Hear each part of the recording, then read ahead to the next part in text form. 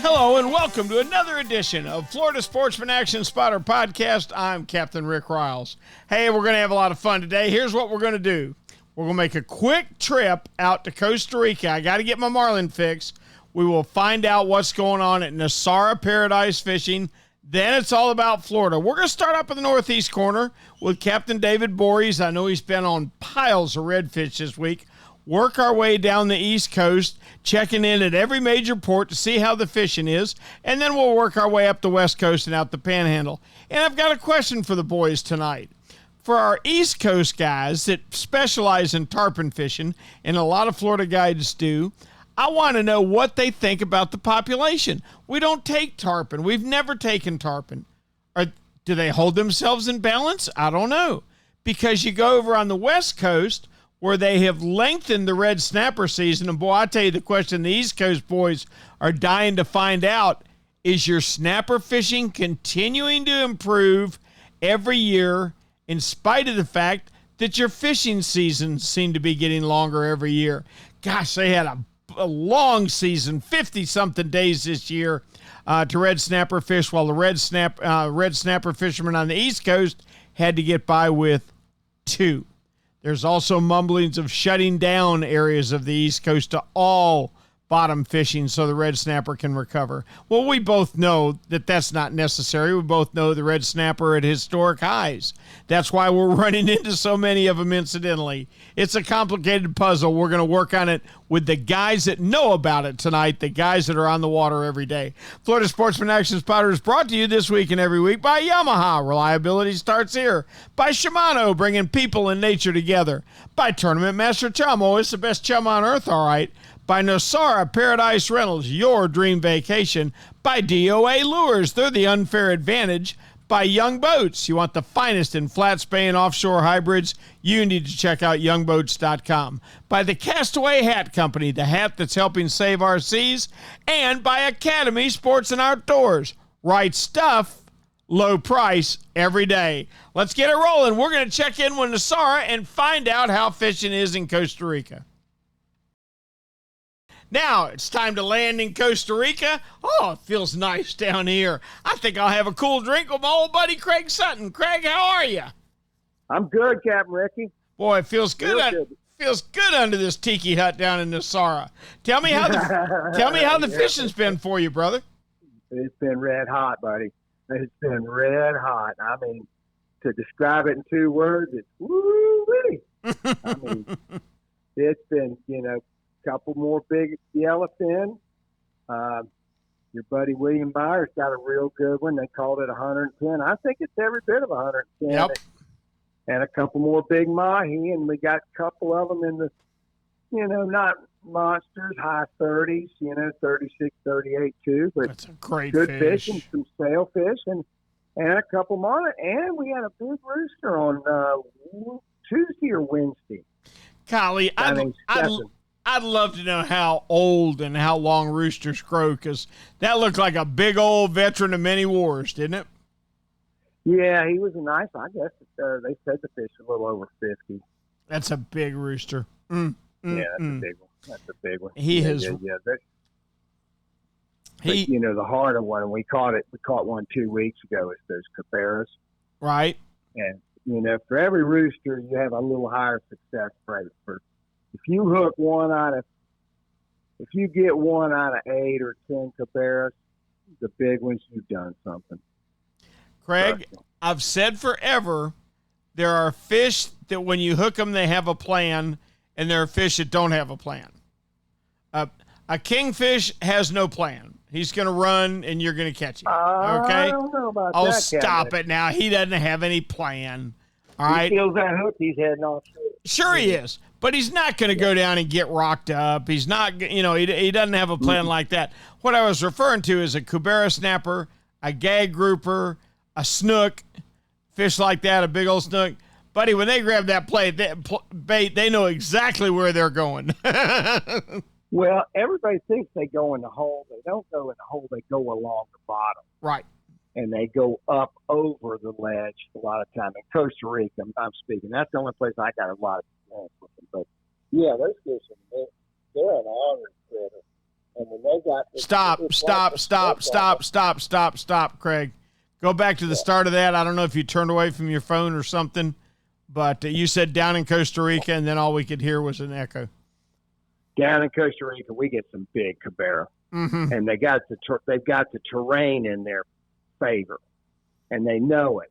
And it's just like the same with our snook down there. They're hovering inside those rocks and right off the rocks. And when they grab something, they go right around those rocks. They're going to cut you off. I've always said a big red snapper is going to pull hard, but he doesn't have a plan. A grouper, the minute he grabs that bait, he's got a plan. But that cabera, he does too. And he does too. Brutal. Yep. Especially when he's got. We had one day down there that the bite, when I first got there, was pretty good for them, and as we got closer to the moon, they got more and more aggressive. And one night, I think I lost 8, 9, or 10 in about a 3-4 hour period of time, and they just hit more and more aggressive as the night or the afternoon went on, and they were brutal. I lost every single one of them, and they did the same route. And I don't know if they know it or if it's instinctive, but they'll scoot right along the bottom at Mach 2. You swear you got a wahoo hooked up. He's so fast, and you feel him go up over the reef and back down the other side. Clip. You know it's over. Yep. He's got a plan. Yeah. Well, Craigie, that sounds fantastic. Now, how are your bookings? Is your summer full now? For August, I just had a cancel. It broke my heart because it was a 20-person group, but we've got some really good primetime August dates. Oh, I can't recommend highly enough. I know. I can't encourage guys enough to go in August. I've had, 3 or 4 trips down there, and they've all been dream trips. Yeah, well, I would not miss August. I'm heading down week after next, and it's my 24th or 5th in a row down there. I wouldn't miss it for nothing. It's when we do all our TV shows, too. All right, as I let you go, I need to send one message down there with you. Yep. You ready? Yep. Write it down now. I don't want you to mess it up. Tell her Poppy loves her, okay? All right, I'll see her on the 21st, buddy. Talk to you next week, Craig. Thank you, buddy. Yeah. Craig, our buddy from Nosara, Costa Rica. Time to hit Florida. Let's start in the northeast corner with Captain David Voorhees. Time to hit northeast Florida. That means it's Captain David Voorhees time. David, how's your fishing up in the northeast corner? Well, this week was sort of a roller coaster ride. Had just some outstanding days, backed by days where we really had to struggle and look for fish. But there's still a lot of variety to be had up here. I mean, we're still catching lots of fish. Multiple species of fish are still, shows that we're still in the grips of summer. And, it's been interesting because this time of year, you really never know what you're going to catch when you're fishing the inland waters. But the reds have been, they've sort of been a challenge this week, to say the least. I mean, I had some really good days, and then, you think well, golly, you just keep repeating what you're doing, but that doesn't always work. You got to constantly change up your game plan and look for these fish in different ways. I think these fish tend to adapt, to the pressure we put on them. And if you don't adapt, you're going to struggle, and that's what I find myself doing a lot of times is thinking, just keep doing the same old thing, but that doesn't always work. So you got to change your game plan up. Shrimp definitely seems to be the bait of choice, but I notice a lot of small hatches going on right now. If you get up early in the morning and look up and down the intercoastal, you'll see a variety of tiny little fish swimming up on the surface. There's several different hatches going on. I don't quite know what all they are, but you'll see them, and some of them are just, I'm talking less than an inch in size, very small fish. The incoming tide, early morning we've had outgoing tide, which has really been good for us. So, that's the tide we like. Always say for Northeast Florida, the best time to fish is those last 3 hours of the outgoing tide, and give me maybe just 1 hour of the incoming tide. And that seems to be what was working this week. Of course, it lined up with the early morning part of the day, so that was a plus for us. But saw plenty of, one day this week had plenty of fish, just unbelievable the numbers of fish we saw along the bank. And then, like today, we really struggle. And I talking with several of the captains at the boat ramp this weekend, we tend to think, you fish in the middle of the week and you see all this action and all these fish, and then all of a sudden, here comes Saturday and Sunday, and these fish they disappear on, they just clam up. I think, and I think a lot of it is the boat pressure. Yeah, I really believe that these fish respond to all the boat traffic, and it has, a guy was asking me the other day, well, what have you seen change in the 26 years? And I said, I've seen, some species, are holding their own. Some species I'm seeing are struggling. But the one thing I'm seeing more than I've ever seen, and you can attest to this, Rick, is the amount of fishermen out there, the amount of inshore anglers, the amount of boats on the water. You go up and down there in the coastal now, and there's 4 or 5 boats that are water skiing or knee boarding or all kinds of stuff. All in just a small stretch of the intercoastal, and not to mention you've got 100 ski-doos, 100 jet skis, little out there. So the boat pressure is something, and I think as a guide, I think we see that change in the bite from the middle of the week to the weekend is definitely tells us that, man, these fish don't like this boat pressure, don't like this, all this noise, all this sound, and they sort of bugger up. And last 2 days they buggered up on us. No, David, I agree with you 100%. I know I'm constantly running experiments on my dock, and one of them is flounder fishing in the evening off of my dock on Tuesday afternoon versus on Saturday afternoon. And there's no question as to the difference in the results. You get a couple of days without boats running and screaming by all the time, and they settle down a little bit. But it's it's part of it, David. 1,600 people a day move to Florida, and they want to live the life that you and I do. They want to go fishing, and God love them. I'm happy for it. Well, the dog days won't last forever, David. We're going to get a cool breeze here, hopefully next month, and things will once those mullets start to move, our whole world's going to change. Yep, absolutely. I think so. And something this summer has this in August starting. We're in August now, and something I'm really amazed at what I'm seeing is some of the clean water.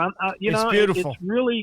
It's really unusual to see some of the cleanest water I can ever recall seeing in August. Usually August, my God, we see now. Granted, there is a lot of dirty water, but if you, like I do, fish up and down the bank and constantly moving with your trolling motor, you'll find that there's pockets of clean water and dirty water, and you see it all up and down. And even my clients today responded to, "Wow, look at this! It's almost like a wall. There's muddy water there, and here's clean water." Oh yeah, what's causing sure. that? It's a tide rip. And but you see these well-defined rips, in the water where you've got on one side it looks like chocolate milk, and on the other side it looks like iced tea. So that's sort of been something that I don't recall ever seeing in August in Northeast Florida. Yeah, the times they are changing. David, as always, we appreciate it so much. Please tell me we can check with you next week. Absolutely, Ricky. I'll be here, buddy. Thank you, Cap. We appreciate it. Captain David Voorhees from Northeast Florida. Our thanks to David Voorhees for a great Northeast report. Now let's move down to East Central because it's Jimmy Ross time. Jim, how are you? Been fantastic this week, Rick. Good, good. How's your fishing? Fishing was really good this week. We had one or two slow periods during the day in certain situations, but overall the week was a fantastic week. Lots of variety, nearshore, offshore, and of course in the Platte. So almost every species that you would want to try and catch, we were catching this week in the Central East region. Oh, that's great. Have guys been over to the other side, the yellowfin tuna biting? Yellowfin tuna are over there. Wahoo on this side with the cold water upwelling that we had last week. I made a little mention of it, but we had a cold water upwelling that came in and pushed in a bunch of cobia. The king mackerel bite got pushed around, but it stayed consistent. Shark bite is absolutely on fire, as always, seems like anymore. Tarpon bite was even pretty good. And the redfish bite really fired up at Ponce Inlet. Actually, the tarpon and redfish at Ponce Inlet really fired up because they got the worst of the cold water upwelling, and it kind of pushed a lot of those species inside. So there's a lot going on this week. Oh, that's outstanding. Hey, Jim, let me ask you a question. What's that? You've been fishing tarpon for 100 years. I fished them back in the 80s. I was a guide for 11 years for them. We don't take a lot of tarpon, and now we take no tarpon, essentially. Do you see a big increase in their population, or do they sort of seem to be like they've always been? I think that obviously anytime you don't kill a species, it does help. So I would say that maybe there's a slight increase, but I'm not necessarily convinced that it's a huge increase like we would have seen in some of the other fisheries over the past. Where, as an example, where we took redfish completely off of the market for a while, we've now taken red snapper completely off the market, and you see these gigantic increases within the first 5 or 6 years after doing that. I think tarpon are a little more. I would say that the ebbs and flows of the tarpon fishery or the tarpon population have not been as steep. Those lines have not been as sharp going up or down. I think it's more of a steady type of a scenario. It just seems interesting to me that tarpon, much like bottlenose dolphin, much like jack crevalles, I think the fish we don't take, they kind of seem to monitor their own population. They don't have a big population growth. But if we shut down a fish like Goliath grouper or red snapper or bull sharks, they explode, and we end up with way more than we should have in the resource. Am I right about that? Yeah, I believe you're right. The shark fishery is a great example of that. I've been fishing the beaches for a long time, and we always catch sharks, but we never caught sharks in the past. In none of the history of my particular fishing in Eastern Florida, we've never caught sharks the way that we catch them now, both in variety and numbers. Yeah, I believe you're right. Just interesting to me how some species explode, some don't. Jim, we appreciate it as always. Please tell me we can check with you next week. I'm looking forward to it. And one thing real quick, Rick. Yeah. September 1st, our redfish in the Indian River Lagoon, Mosquito Lagoon, Banana River Lagoon complex are shut down to harvest. FWC has changed the regulations. So I'm hoping that we actually do see an explosion in that species because of that shutdown, the way we have in the shark and the red snapper population over the years. Yeah, I do too, Jim, because Lord knows Mosquito Lagoon's been hurting, and we've got to do something to help those fish out that are surviving in there. So I don't one bit oppose them shutting it down. In fact, I support it 100%. Unlike my support for shutting down red snapper. Thank you, Jim. We'll talk with you next week, buddy. Now, let's swing on down to Miami and speak with one of the preeminent fishermen in the history of Miami, Captain Ray Rocher. Ray, how are you? I'm doing good. It sounds just got out of the water. It's lobster season, isn't it, Cap? Yes, it is. How are they doing? Is it going good? Yeah, it's a pretty good year. Everybody seemed to get them, and it was windy. You know, it was windy in mini season, and it was windy yesterday. Today wasn't quite as bad, but you know, no shark attacks and no eels, so we had a good couple days. Yeah, that's prerequisites for you to have a good trip. That's for sure. Now, down in Alamorada, they tell me they have just been buffeted by 15 to 20 knots of wind. Are you experiencing that? Yeah, same stuff. Yeah, and I think they've been experiencing a little bit better dolphin fishing than us, but ours definitely improved. Good. You know, there were some boats catching limits in the last week, and you know, our boats were you know, our catches were double or triple what they were two weeks ago. So, you know, we're happy. We got more options now. Oh, fantastic! Good majority illegal fish. Mostly legal. Yeah, that happens in August a lot. I think you talked about that last week. I think they just grow so fast that, you know, a couple of weeks matter. Wow, that's just I don't know of any other fish like that. I tell you what, that's really something. Do you know of any fish that come anywhere close to matching that growth rate? No. Yeah. I don't think so. The guys to talk to would be Ron Honig at the Rosenstiel School, because they raise them all through all levels of age, and they harvest the eggs and hatch the eggs. And very, very interesting. If you ever get a chance to talk to him or want to go see the hatchery, I can make that happen. I've caught a lot of brood stock for them, and they do an amazing thing, and they teach you a lot. You know, that things like the dolphins in captivity release eggs every other morning, about 5% of their body weight. So a 20-pound cow would release a pound of eggs. Isn't that something? Wow, it's like they were put here to be in abundance and keep us fed. I sure love catching Thank them. goodness. Yeah, amen to that. Ray, I'll let you get back and go finish up your limit of lobsters. And please tell me we can check with you next week. Yes, sir. All right, Captain Ray Great Rocher from Miss Brit Charters in Miami.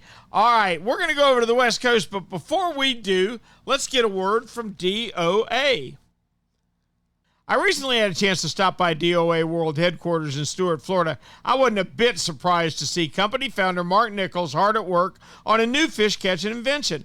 What was shocking to me was it wasn't a new fish catching invention. It was the original D.O.A. shrimp, the same shrimp he patented in 1985, the stealthiest bait ever made. The only bait that lands so subtly, so spooky, the fish will never hear it. It was getting Mark's full attention. "What are you doing?" was the obvious question. Mark looked at me sideways. He said, "Listen, I've never stopped working on the shrimp. It's got to catch more fish every year, so I've got to make each one better than the last. I've got all the production in-house, and that means today's 3- and 4-inch shrimp are consistently the best we've ever built." Well, you know what? I get it now. The D.O.A. shrimp that fooled 1 million fish in 1985 has had to keep up with the times to keep making your fishing better.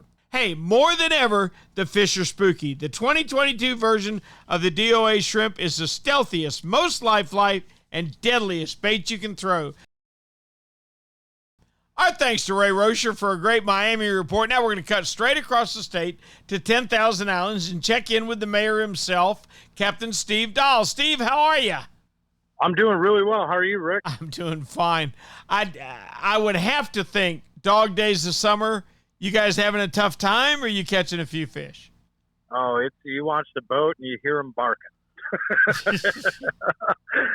But despite all that, there's always fish to catch. You know, it's just a matter of, you know, it might not be your targeted species or, you know, the big desirables, you know, the tarpon, the redfish, and the snook, but fish are around. You know, amazingly, you know, as hot as the water's been, and, you know, it's cooling off a little bit because we're getting consistent afternoon rains. And some cloud cover, so that's kind of helping that water temp. But our trout fishing has actually been really, really good, you know, and that's been a nice little silver lining to the whole dog days of summer, because that's usually not the case. That's more of a typical wintertime pattern for us. You know, we can count on that bite October through, you know, March, April, and our summertime trout fishing has actually been really good. So if the snook and the reds just aren't cooperating in the backcountry, we're kind of trout fishing. The other thing that we absolutely can rely on is that juvenile tarpon bite. And, the more rain we get, the better, because we have so many tributaries and creeks that feed, the 10,000 Islands from the Everglades. We get that freshwater runoff, and it creates current, and it just flushes baits, into our estuary and our ecosystem. It gets those juvenile tarpon fired up at the mouths of these little creeks and tributaries. And, these fish can range anywhere from a couple pounds all the way up to 40 pounds. So, when I say juvenile, I use that term, a little loosely, because, the fish can be big. So that's, that's kind of typical of our, what we're, up against right now in this time of year. So. Okay, you're the smartest guy I know, so I got to ask you a question. What do you got? Okay. You've always got juvenile tarpon, right? Always, year-round, Okay. But, yeah. So tarpon obviously spawn consistently, right? Yes. You ever really see them overpopulate? You really don't, and I don't know if that's from predation from sharks or what that ultimately is, but we definitely don't see an overpopulation of tarpon. So that's a really good question. But isn't it funny? Isn't it funny? We shut down Goliath grouper. Yeah. And now they rule. Now they rule the ocean, right? They do. It's a really good point. The other aspect though is we don't harvest tarpon either. Right. That's what I'm saying. We don't catch them. Nobody's selling them. Nobody's netting them. Nobody's killing them. They don't overpopulate, and yet we've always got juveniles. Yeah, that's a great point. I mean, we really probably as a whole should look at that model and see why that model works, and see, how that could be duplicated potentially into other species. Because, for lack of a better term, we're struggling mightily, I think, with certain species. Goliath grouper, the red snapper are overpopulated, in my opinion. Sure. So in those, bull sharks. Bull sharks are a good one. I mean, I call them vacuum cleaners. They suck up everything that's on our reefs, and we can't afford more of those species out there because it's thinning out population. Steve, I took one of our Wounded Warrior trips that we run up here good for you. pretty often on Wednesday, and I watched a bull shark eat a 25-pound barracuda in one bite. Swallowed the whole thing. Yeah, it's incredible.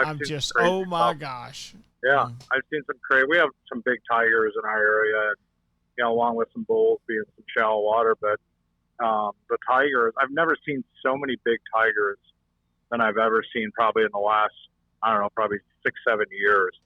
And they are just wired a little different. I mean, it's ominous, and they are just not afraid of anything. No. They're just not afraid. No, they're not. So that's a good one, Rick. I really like that. I'm actually going to probably got some relationships that I can kind of leverage maybe to kind of pick some people's brains about that. Good. See what you can find out.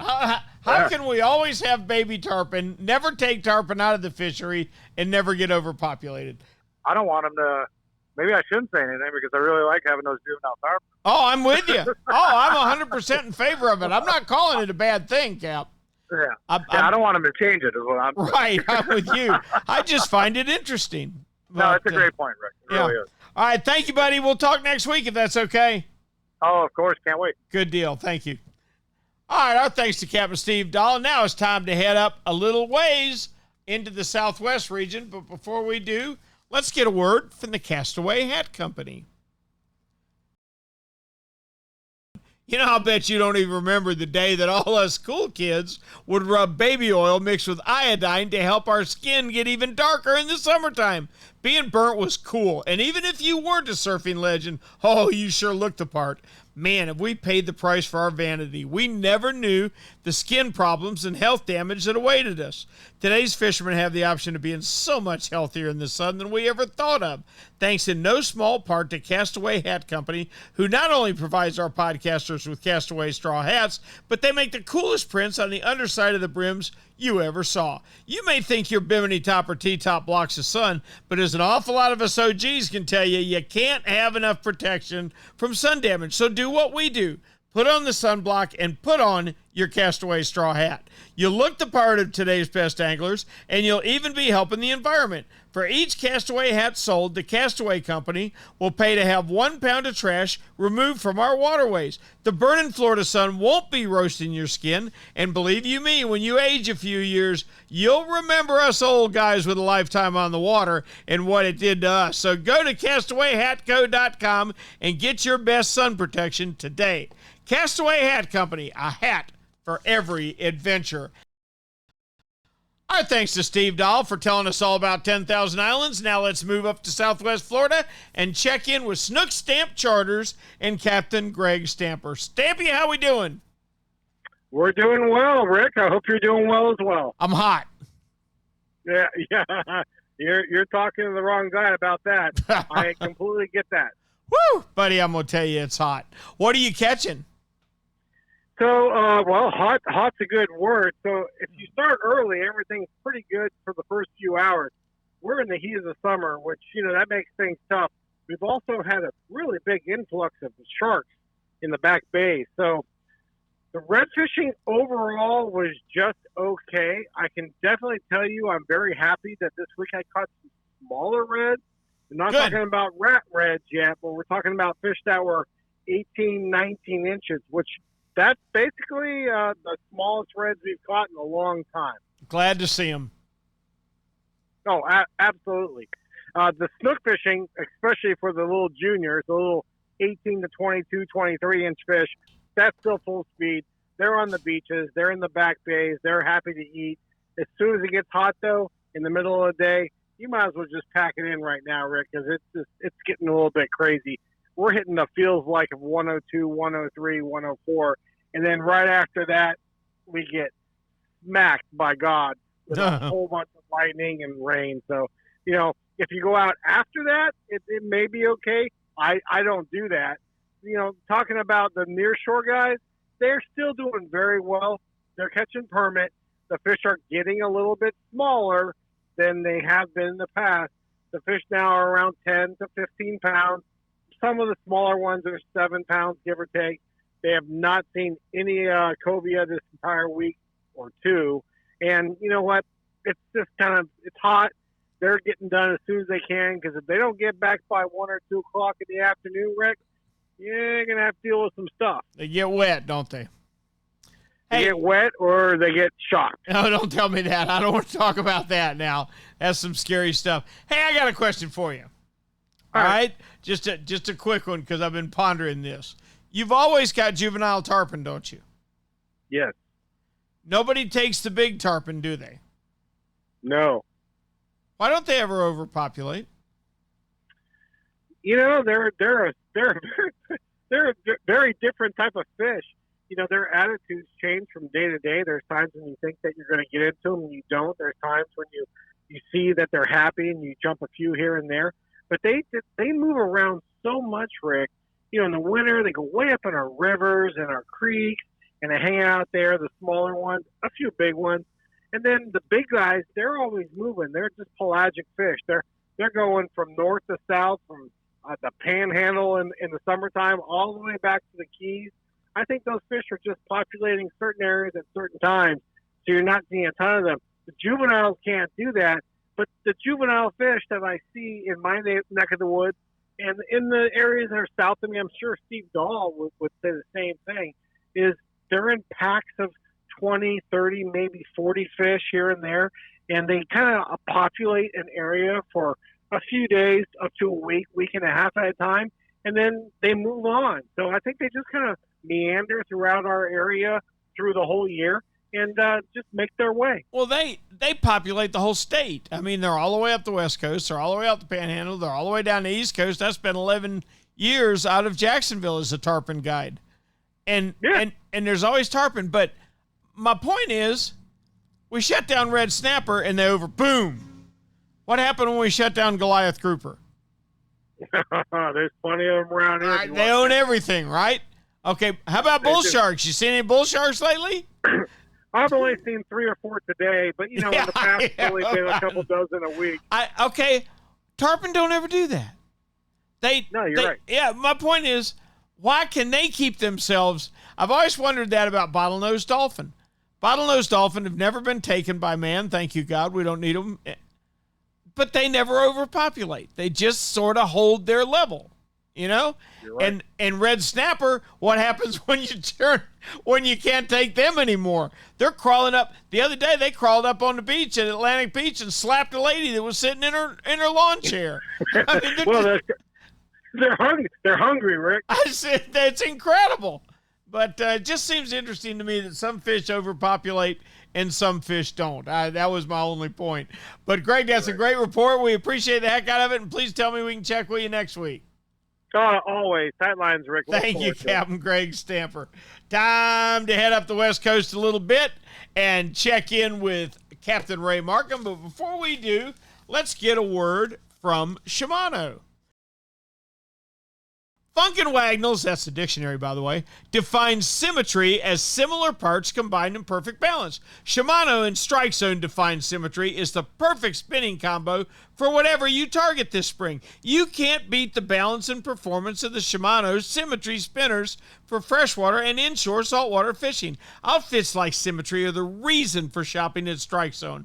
Not only are the Shimano Symmetry spinners the perfect balance between rod and reel, they're also on sale at Strike Zone. You won't want to miss it.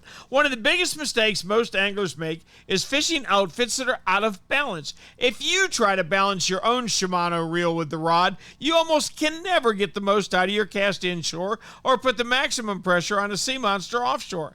Symmetry, the balance between Strike Zone and Shimano. It's the perfect balance for all your fishing needs. Congratulations to Panama City. Academy Sports and Outdoors is open, and let me tell you what, they are cooking in Panama City. They got some great deals for you, and you know what they got better than that? Great service. Hey, you need your LP bottle refilled, they got that. You need your bicycle worked on, they got that. They'll assemble your new bike. They will bore sight your rifle. They will whatever you need to help make you a better outdoorsman. Academy Sports and Outdoors is the place to get it done. They're the very reason why you shop at a true outdoor shop when you need something to help make you a better outdoorsman. Academy Sports and Outdoors. Right stuff, low prices every day. Now, let's hop right on up to the Big Bend and check in with the mayor of Homosassa, one William Toney. William, how you doing? Doing good. Right out backyard here, cooking me some yard bird, and a nice hot, sultry, August afternoon. But you know what? As hot as it is, the fishing is still very good. So if you're here on the Big Bend, it's still worth getting out there. Really? Are you fishing real early or real late, or are you fishing all day? What's going on?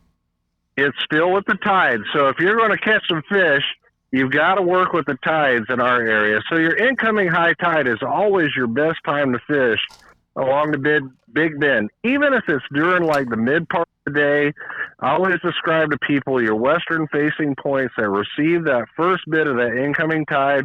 If you could just imagine it as a field where there's no wind, no breeze, and then all of a sudden the wind picks up, it cools things down, that's where your fish are. And also undertucked underneath the mangroves, which we talked before.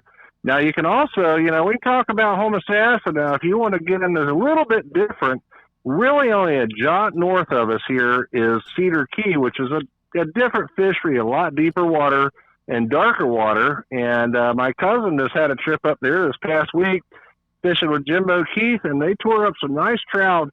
And believe it or not, they got a very viable snook fishery up in that area.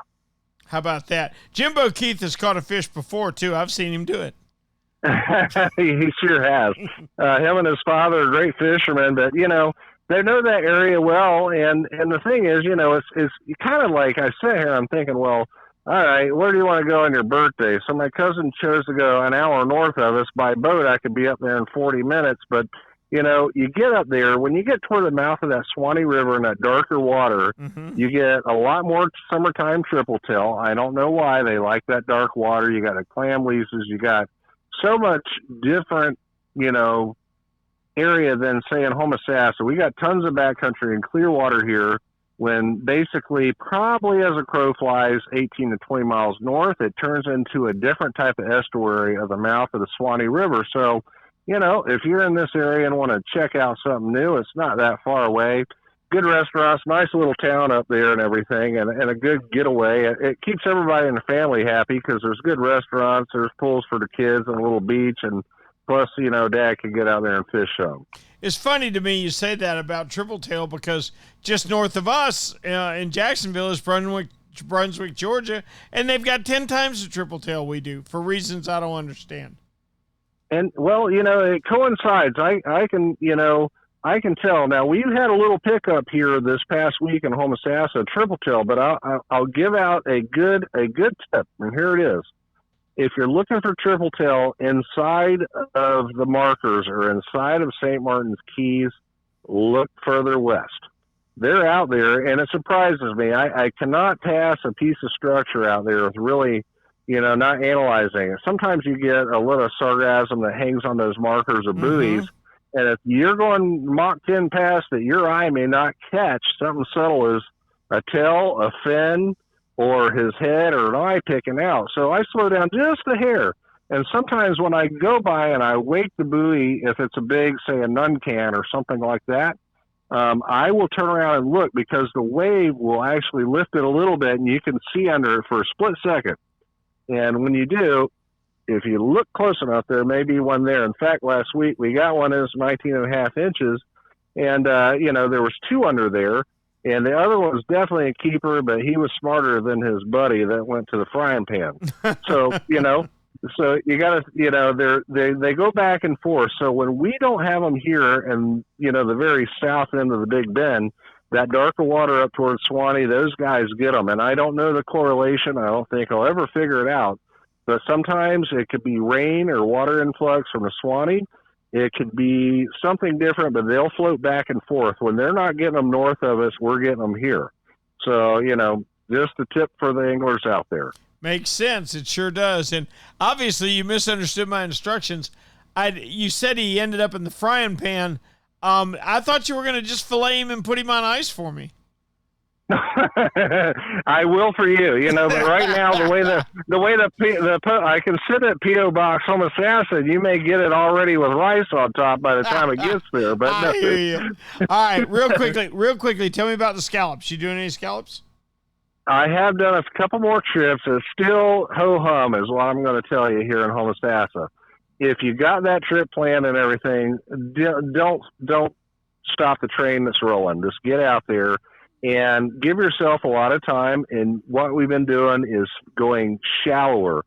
So the area around Gomez Rock toward Crystal River, going shallow. In fact, when the tide drops out, it gets too shallow. I did a trip this past week and had some good friends out there. And when it gets around waist to knee deep, it's just too shallow. Your field of vision is not that good in the water. So when it's a higher tide, like we're looking at this coming week toward the full moon, those shallower depths will be better because they'll be, 4 to 5 foot deep. So your field of vision will be a little bit better to see them. A lot of the scallops that are in that area are not very big in size. They're probably maybe 1.5 inches. A big one would be 2 inch in diameter, but the meat is getting pretty good size on them.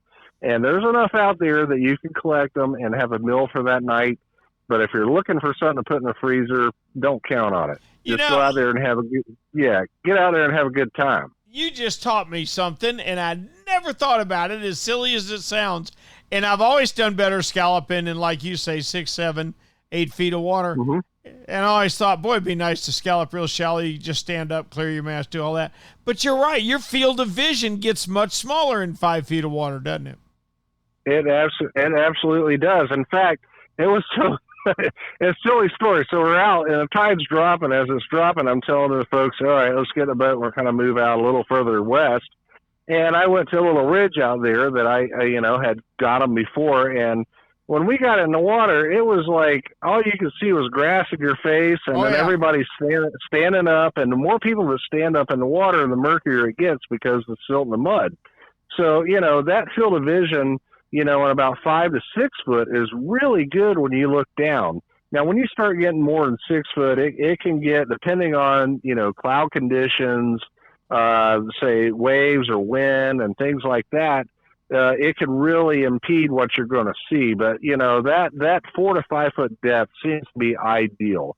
So, always think if you're coming this week or this weekend, go a little bit shallower, and it may be, and I hate to say it, those scallops may not have been picked over because everybody has worked those deeper waters. Yeah.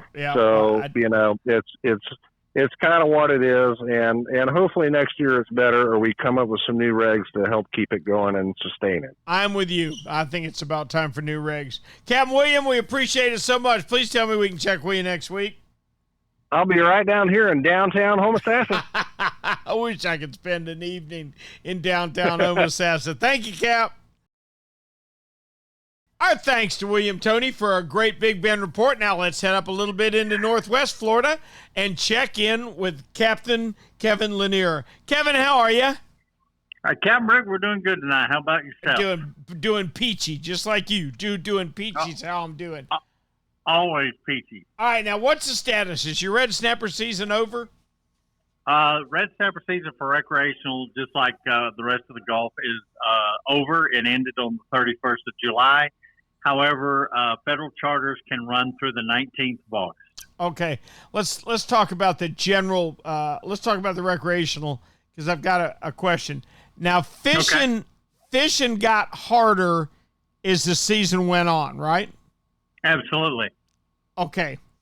Is that because, do you think, now, for definition, your season was like 70 days long or something, right? Yeah, I think it opened around the 15th of June, around there, and then it closed the 31st of July. Okay, so that wouldn't be that many. That'd be about 45 days. About 45 days, all right? Yeah. For us over here with 2 days, that seems like a lifetime. Right, but, I understand that recreational guys over here are going to get a fall season, too, as well. Some weekends in October and November. Okay, so you're not done yet. All right. Yes, correct. All right, how long have you had seasons that were longer than 2 days? Ever since I've been here, we've had seasons longer than 2 days. Have your fish continued to get better every year? Yes. Hello. Captain Rick, I'll say this. I'll say this to anybody that listens. The regulations have nothing to do with the fish. Thank you. Okay. Yep. Okay. Drop the mic. We can walk out now. You don't feel like in the 45 days that the Rex fish and everybody fishes that you damage the overall population of red snapper in the Gulf of Mexico? Absolutely not. Okay. All right. Just thought I'd bring a moment's sanity to the conversation for some reason. Well, it's funny. I was writing an article this week, and the comment I made in the article was the regulations for red snapper have nothing to do with the fish. It's all about politics and money. And, that's why we fish in the summertime, because that's when the tourist dollars are here. It's not the best time to fish for red snapper. But the biggest effect, the thing I think personally affects red snapper fishing in the Gulf of Mexico is water temperature. And as we get, to me, and I know all the guys out there are going to be going, yeah, I hear you. To me, August, the extended days through August for the federal guys was a token, because fishing is not good this time of year. And the fish are lethargic. We are struggling to catch red snapper right now. And it's because of that 89-degree water temperature. Yeah, it's not because of the number of red snapper, correct? No, it has nothing to do with the number of red snapper, because, Captain Rick, I was out yesterday and my screen was lit up. Mm-hmm. And we could not everything was a very tentative bite. It was like they grabbed the bait and let go when they started getting pulled. But I'm just sitting here thinking, wait a minute. All right, nobody can look at the Gulf and say, we're letting them fish 45 days, 60 days, whatever, and they're not hurting the population, but that couldn't happen in the Atlantic. That doesn't make much sense to me, Captain Kevin. I know it doesn't make any sense to me at all. And like I said, it has nothing to do with the health and quality of the red snapper population. I got you. Cap, we appreciate that very much. I'm glad you had a successful charter season. I know you're ready for it to be over for a while. And please tell me we can check with you next week on your fishing. Captain Rick will be here. We'll be here with smile on. I can count on that. Thanks, Captain Kevin. Talk to you next week. You know what Yamaha Outboards love? The genuine formula and consistency of Yamalube marine engine oils. What? Outboards are subjected to punishing conditions like high loads, salt, and humidity, a mix that automotive oils can't handle. Yamalube full synthetic and marine performance formulas are certified to protect against friction and corrosion for reliable performance every time. Find Yamalube marine oils at your nearest Yamaha Outboard dealer. Locate them at yamahaaoutboards.com/dealers. Yamaha, reliability starts here. Hey, Raj, being consistent is a mark of a quality product. If you've been Florida's #1 chum for over 10 years, there's got to be a reason. For 10 years, Tournament Master Chum has lived up to its name. That's why more tournament pros insist on Tournament Master than any other chum. It's the only chum with menhaden milk mixed right in. That means it gets the scent out faster and deeper than any other brand of chum. It comes in a grind size for every species from kingfish to catching bait. Your fishing time is way too precious to use second-rate chum. Bring the action to you by insisting on Tournament Master Chum. It's worth every penny. When you're ready for the finest in custom-made flat spay or inshore-offshore hybrids, you are ready to meet the Young family in Inglis, Florida. For over 21 years, the Young family has built custom boats one at a time for every type of fishing. Nothing can sneak up on a flat quite like the Gulf Shore flats boats, and I've never fished a better hybrid than the Young 24s and 27s. Rob Young is a naval architect who takes tremendous pride in each and every build for each and every customer that wants their boat custom built exactly the way they want it. Is it time for you to move up? Are you ready to own the finest boat built? Then you need to visit the Young Boat facility in Inglis, Florida, or check them out online at youngboats.com. Okay, well, we can't wrap up a trip through Florida without going out the other side of the Panhandle. Let's check on the border with Captain Tyler Massey. How are we doing, Cap? We're doing good, Rick. How are you guys? Good. I believe you guys are the northernmost point in the Gulf of Mexico, so all the fish that migrate north when it gets hot ought to be right on your doorstep, aren't they? Yeah, there's a couple out there, that's for sure. Good. What are you catching? So right now, we're our offshore bottom fishing. We have triggerfish open back up, so we're picking away at a few of those.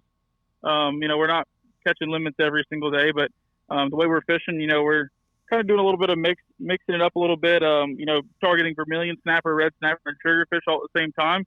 I feel like it just gives us a little more variety pack, on our trips, and a little bit more action than just fishing for one thing or the other. Like you're talking about the red snapper, we have a few more days left in our federal season, but the bite is not stellar. It's not red hot. If you just went out and tried to target the red snapper, it would be a little more boring. So we like to mix it up and fish for everything at the same time. Sure. Now, what's your limit on triggerfish over there? Our triggerfish limit is 1 per person at 15 inches, so it's going to be a pretty nice triggerfish. Yeah, it does. 1 per person's silly, by the way. Just my opinion. In fact, triggerfish have been compared by a very noted marine biologist to me as the bottom fish version of mahi. That they spawn they spawn from the time they're 6 inches long. And they spawn often. Yep. Yeah, I mean, we definitely see big numbers of them. A lot of fish in the 13 to 14-inch range. Some reefs are just taken over by them. So, to target the big ones, we fish a little higher in the water column. Yep. Use a little bit bigger pieces of bait, and that's how we pick away at the bigger ones. Yep, I think you're right. How about on the troll? Any predators been around the fads lately? Yeah, so the fads at maybe the last week or so haven't been too hot, but there's an area, I guess it's about 75 miles from our pass in Pensacola, a little bit further from Destin. They call it like the Petronas Ditch. It's kind of getting close to the oil rigs, and people have been trolling that area, doing pretty well on white marlin. We've got a tournament coming up, the white marlin shootout, and we'll have some good reports from the guys fishing this tournament. But a lot of that fishing is pulling dredges and teasers, and then pitch baiting rig ballyhoos, and that's it's a lot of fun, and especially this time of year now through October, it's gonna be a great time of year to go out there and do some trolling. Have you got what's your average on shots in a day on white marlin during their peak? Will you get 4 or 5 shots a day? Oh yeah, when it's peaking, you definitely can go catch 4 and see, have 10 shots.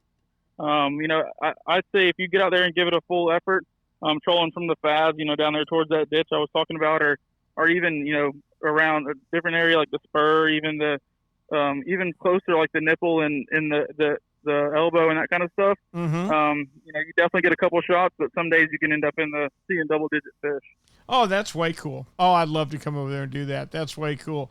Tyler, that's a great report. Thank you very much for it. We appreciate it. And please tell me we can check with you next week. We'll be here, Rick. We'll see you guys. All right, Captain Tyler Massey out of Pensacola, Florida. Well, that wraps up our trip around the state tonight, and it's been a good one. Got some interesting questions and some interesting answers. Why don't tarpon overpopulate? I sure don't know. I don't know what the deal is. Why can't the East Coast managers look at the Gulf and say, hey, we're not putting too much pressure over there with 60-something days. Why can't we do it on the other side? God knows the population numbers are good, whether they want to use that science or not. We've never had more red snapper than we do right now. I've seen them up in the water maybe 3 or 4 times in my life. Oh, guess what? It's all been in the last 18 months. Never back in the late 60s when I was first starting out fishing out of Jacksonville, Florida, did we ever see red snapper like we see them now. Never. So don't hand me this stuff about how they're all depleted and all. Anyway, on to happier stuff. It's been a good week. Hey, you know what? We're sneaking our way through August. Haven't seen much on the radar in terms of big storms. Let's cross our fingers and keep it that way. Say a prayer for us. As for me, we're going to be back next week with another version of Florida Sportsman Action Spotter. It'll be brought to you, as always, by Yamaha. Reliability starts here. By Shimano, bringing people and nature together. By Tournament Master Chum. Oh, it's the best chum on earth, all right. By Nosara Paradise Rentals, your dream vacation. By D.O.A. Lures, the unfair advantage. And by Young Boats. You want the finest in flat span offshore hybrids? You need to check out youngboats.com. By the Castaway Hat Co, the hat that's helping save our seas. And by Academy Sports and Outdoors. Right stuff, low price, every day. For Florida Sportsman Magazine, until next week, I'm Captain Rick Riles, and I'll see you on the rip.